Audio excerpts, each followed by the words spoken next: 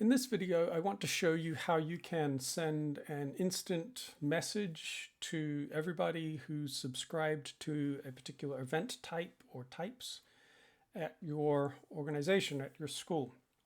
So there's a new option here in the admin side for messages that will bring you to this page.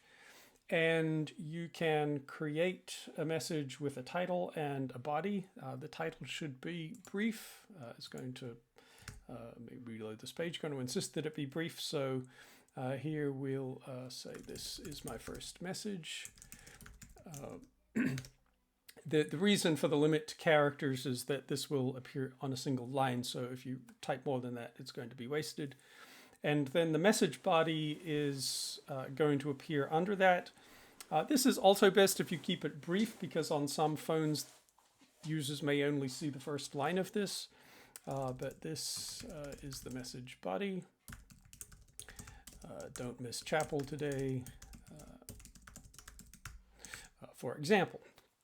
So then you can select up to 4 event types to send this to. So we want to send this to everybody who's going to chapel, everybody who's going to the concert series, the discipleship groups, and let's say study hall. Once I've selected 4, everything else grays out, and I can't select anything else unless I unselect one other option. So once I send this, let me open up the phone again on the left. So this is a real phone running on my desk beside me. And once this gets sent, you'll see the app is not running. iAttended is not running, but this will go to our servers. It will compile the message, figure out who to send it to, and you'll see in a couple of seconds. I'll send this in a couple of seconds. There we go. This is my first message. Don't miss chapel today. If I click that, it will take me to the app. But let's go ahead and open the app. So what happens if this is actually running? So I'll send this just to chapel. Chapel is delayed. We'll start 15 minutes early or 15 minutes late today, something like that, this is the kind of thing you might want to use this for. It will send this. So if I'm running the app, it will pop up an alert screen for me. Everything else gets faded away, and then I'll need to tap it to close. Once it's closed, and if I'm just running this on the on my phone and those notifications appear, once they disappear, they can't be retrieved. So you don't want to use these for messages that you need to be remembered for a long time, but for alerts and updates and encouragements, this would be useful. You may notice at the bottom of the screen here, there's a list of previous messages. So this will show you your last 50 messages so that you can see who's sending this, what event types these are going to, so that you can monitor how often you're pinging your users.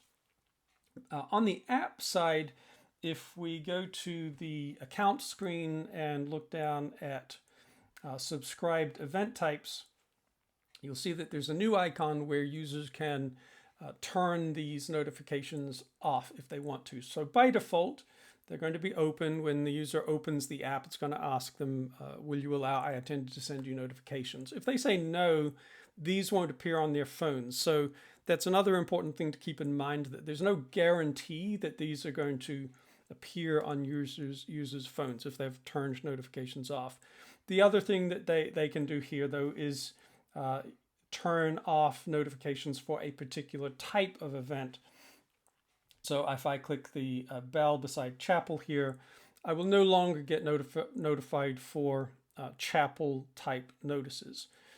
Now, if you're sending this here to chapel or chapel subtype test, then I would get it because I'm in one of those. So when you're selecting more than one event type here, this will not send 4 messages. This will combine everybody who's in chapel or the subtype or the child or the concert series here and send a single message just to those. So that's a new feature. and a way that you can reach your users very quickly with alerts and updates if you need to.